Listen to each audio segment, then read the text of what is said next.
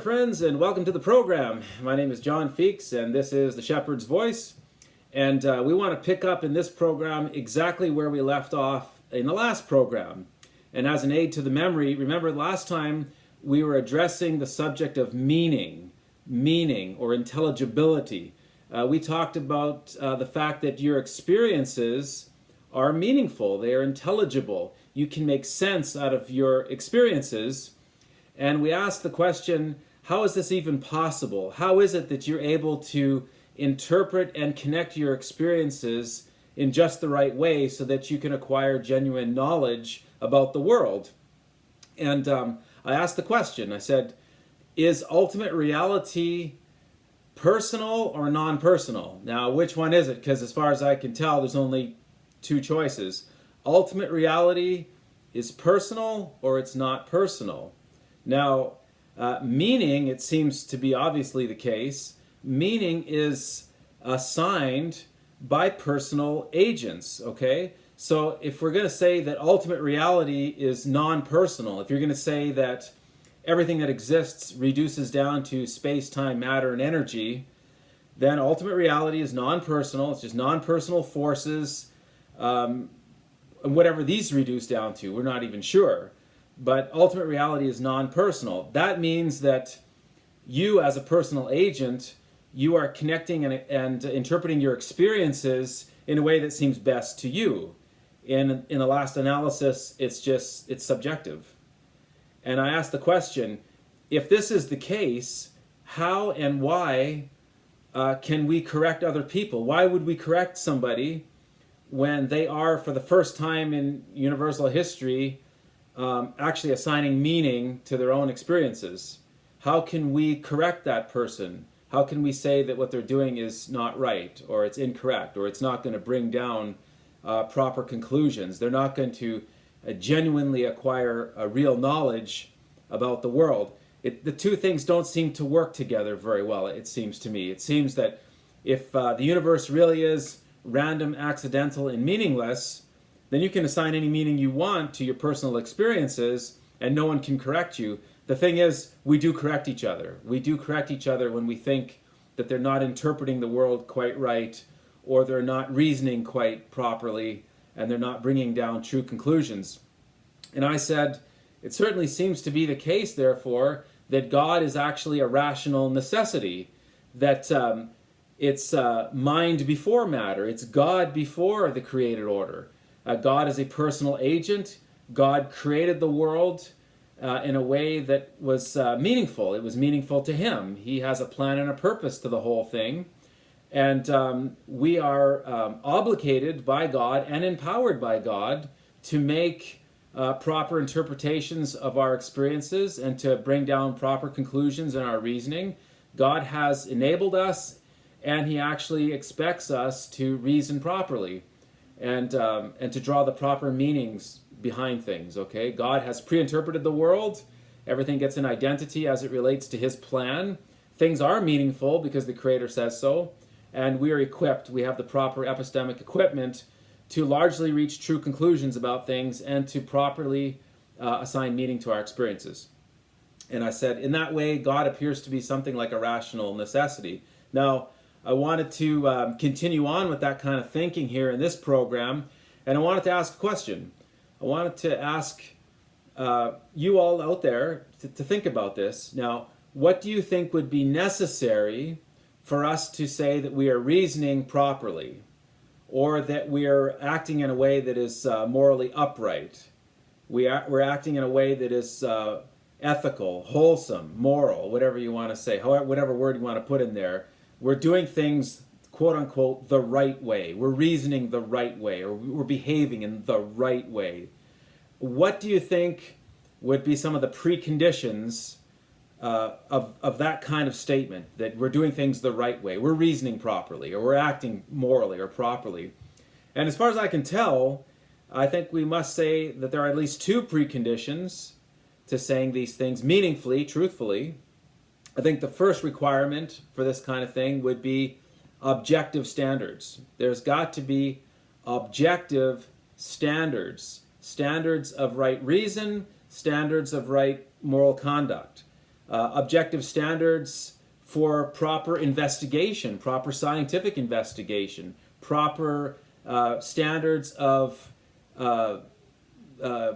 procedures of investigation, standards of demonstration, and so on. There's got to be a right way to think and to reason, and there's got to be standards, okay? And they have to be objective standards. So let's break down those words, objective standards, a little bit so that we know exactly what I'm talking about, okay? When I say objective, I mean totally and wholly apart from human opinion. That's what I mean by objective, okay? Back in, in the bodybuilding world, let's contrast bodybuilding with powerlifting, okay? In bodybuilding, the man who has the most impressive physique, he gets the trophy. Of course, that's very subjective. You have a panel of judges, and what one judge thinks is more impressive may not map onto what the other judge is thinking in terms of what's impressive physically. It's very subjective. Bodybuilding is very subjective. But powerlifting is objective. Can the powerlifter put the barbell above his head? Can he bench press that bar off his chest? Can he get those arms up there? He either can move the weight or he can't. And therefore that sport is not subjective, it's objective. And no matter what you might think about that athlete, it doesn't matter. If he moves the bar in a way that is prescribed by the rules of the powerlifting, well then he gets the trophy perhaps, if he lifts more than anybody else. So that's the difference between objective and subjective. Now, it seems to be the case that if you're going to say that you're reasoning properly or that you're acting in a way that's morally upright, there's got to be objective standards. By standards, I'm talking about the basis of comparison, that which determines acceptability.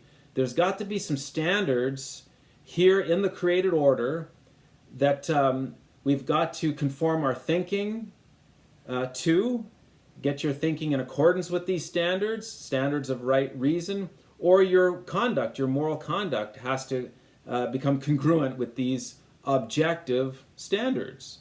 Now the question is, where would these standards come from?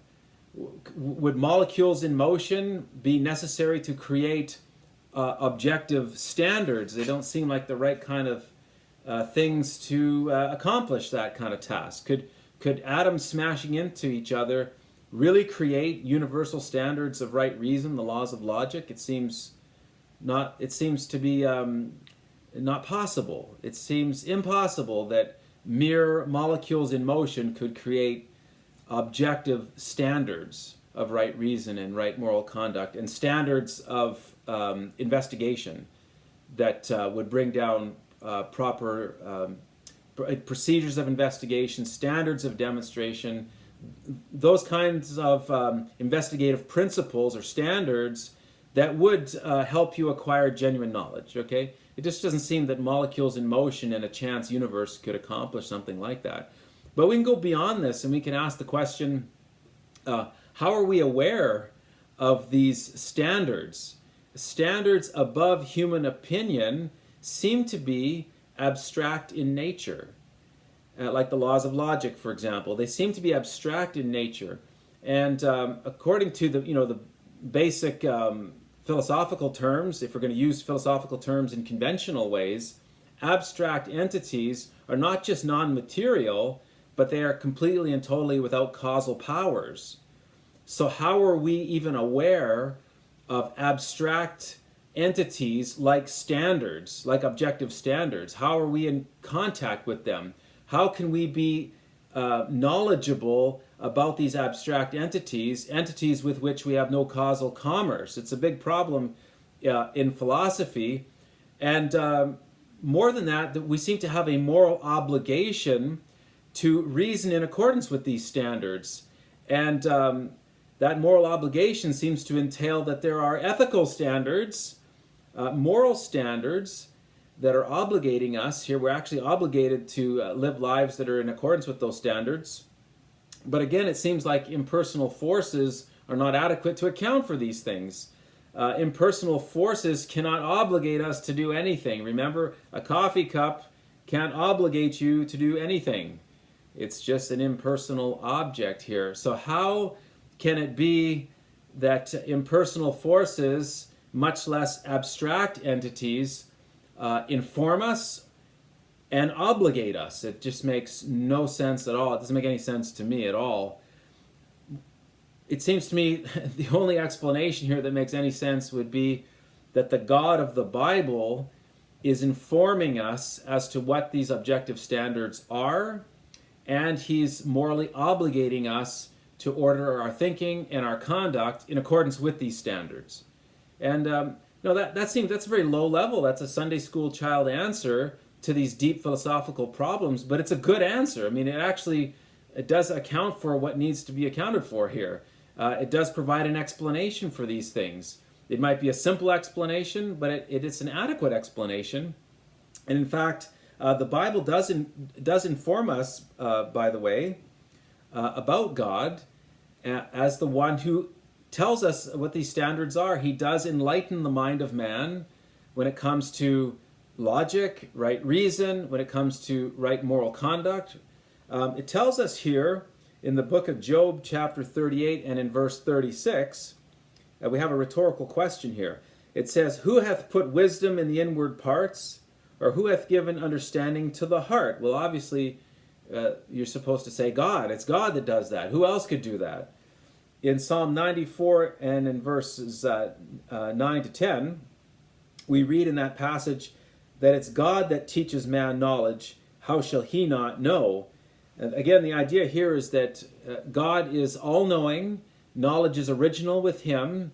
It's derivative in us. We are small k knowers. God is a capital K knower. God has known all things from eternity. And God, he gives us knowledge. He programs us with the laws of logic. They're just built right into us. We are built to think rationally. We are built to recognize God's moral law written on our hearts, as it tells us in Romans 2, verses 14 and 15. God has written his moral law on our hearts, and we know it. The problem is we don't always live up to that moral standard that's written in our hearts. It's there, but we seem to have a problem living in a way that's congruent with those moral prescriptions that God has put in our hearts. And because we're living in a fallen world, we don't always think properly either. And that brings down a whole nother truckload of questions for philosophers to think about. I mean, if the laws of logic just sort of evolved into existence, why are we so bad at following them? We know there is a right way to think. We correct each other all the time on this, and yet we can't account for there even being a right way to think. How do we even account for abstract law-like entities, entities that prescribe a proper way of thinking or a proper way of behaving? Where would these objective standards come from? Where would the moral obligation come from to live lives that are in accordance with these standards? And again, God provides an explanation here. God is morally perfect, and he wants us to live in accordance with his laws. He's written them on our hearts, and he's written them in the pages of the Old and New Testaments. He wants us to live lives that are congruent with those standards. Now again, we're living in a fallen world. We're fallen creatures. There is sin in us. We have fallen from perfection. But nevertheless, we are aware of the fact that there is a right way to think, and there's a right way to investigate. There's a right way to reason. There's a right way to conduct ourselves. And I'm just saying in this short program, God provides an appropriate ground for those things. God is the appropriate explanation for those things, for objective standards and for authoritative revelation. So God accounts for the fact that such standards exist. He accounts for the fact that we're obligated to live lives in accordance with those standards. He also accounts for the fact that we are aware of those standards. There has been some authoritative revelation. God has made those standards known to us in our heart of hearts and in the pages of the Bible. Now, again, that's a Christian answer here. It's a Christian perspective on these things. I think the Bible gives us a very good explanation. Now, if you think that you can do better, but if you think that you can have such a thing as objective standards, and and you think that people can be in contact with these standards, I'd like to hear the explanation. I'd like to know where your standards came from, and I'd like to know how you're aware of them. Objective standards, mind you. This cannot be anything like what Dan Barker says. He says all these standards, the laws of logic, that's just the human mind. That's just the action of the human mind. Don't you see? There is no such thing as the human mind. We have a bunch of individual human minds. There is no archetypal mind, a brain sitting up there in the clouds, prescribing for us how we ought to be thinking. From an atheist perspective, you just have individual minds. The laws of logic cannot be anything like digestion. That's Dan Barker has said that as well. Logic is just the human mind operating, the human brain operating, just like digestion is just the human stomach operating. Well, it can't be anything like that, because there is no right way for the stomach to operate in an atheist universe. There is no right way. There is no such thing as an accident or a misfiring in the brain. There's just brains. There's just brains reducible to molecules in motion. Again, though, you can talk like that, but you can't operate like that very long. You really can't conduct yourself in that sort of fashion very long. Before you know it, you're talking about reasoning properly. You're talking about conducting yourself in a way that is ethically proper. You're talking about engaging in rational inquiry as though there really are proper procedures of investigation and proper and objective standards of demonstration.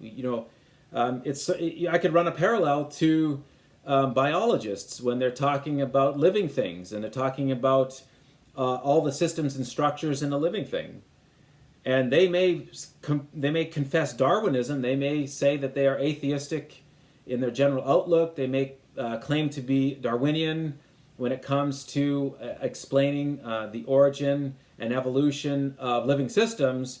But when they get down to the nuts and bolts of describing any living system that they happen to be investigating, next thing you know, they're talking about purpose. They'll say this thing is here so that the animal can do thus and so. I mean, I was just at the Manitoba Museum just recently, and it's amazing. They had this special exhibit there showing all these amazing animals. They've been taxidermized, and we get a chance to see inside these creatures. They split them open, and you can see all the intricacy inside birds and bats and different mammals, and it's just amazing. And yet, if you read the signage, they can't help but use teleological language. Like, for example, birds were designed for flight. You see? But doesn't sound very Darwinian, does it? And you can claim to be an atheist and you can claim to be Darwinian all you want. The fact is, when you get into the real world and you want to start describing living systems, it's hard to abandon teleological language. In other words, language that seems to presume that there is a purpose and a plan to living systems. And I would back up and say it's the same thing when we're talking about logic and philosophy, and we're talking about scientific investigation, and we're talking about rational inquiry, we're talking about moral uprightness, ethical behavior, and so on. When it gets right down to it, we are talking as though there really are objective standards, that these things actually exist, and that's the only way, really, that you can say that you're thinking properly, or that somebody else is not thinking properly. But again, I'm going to come back to it. If such standards exist, where do they come from? How do you account for them? And how do you account for the fact that you are knowledgeable of these standards? How were they revealed to you? And again, the Christian answer is very simple. There's a God whose very nature and character is the standard for right reason and right moral conduct, and he has informed us. He has informed us in our minds, in our heart of hearts, and in the pages of the Scriptures. Again, if you think you can do better, I would genuinely like to hear it. I'd like to hear how you do better. How does molecules in motion in a random chance accidental universe create universal standards of right reason and right moral conduct? That would be pretty hard. So again, I'm just throwing that out there to you. I think this is a really good argument for the existence of God, the existence of the triune God, the God of the Bible, the God of Abraham, Isaac, and Jacob, the Father of our Lord Jesus Christ, who actually does tell us about himself. He tells us that he's morally perfect. In him there is no darkness at all. He tells us the truth. In fact, he cannot lie, and we shouldn't lie. In fact, when you lie and you start contradicting yourself, for example, you violate the second logical law. All right? And so God is rational. In fact, his thinking sets the standard for what rationality actually is. God is omnibenevolent. He is love, and his character sets the standard for all ethical behavior. And again, I mean, this is pretty low-level stuff here, you know. This isn't too deep. It's as simple as a Sunday school child's answer, and yet I think it's a very good answer. It's a good explanation for some of these deep philosophical problems that really have been vexing philosophers for thousands of years. I think the Bible has the answers for you if you'll just read it and believe it and let God be God and let him be the answer to these questions, okay? So with that, this is the program here. Objective standards and authoritative revelation. That's what we were covering today. I really hope I've given you some things to think about. I hope this has been meaningful to you, and I hope that God is honored in what we're doing here today, all right? So thank you very much for tuning in to this program. I look forward to visiting with you next time. We'll get into some more philosophical investigation. We'll consider some different things next time. But until then, you take care, and God bless you.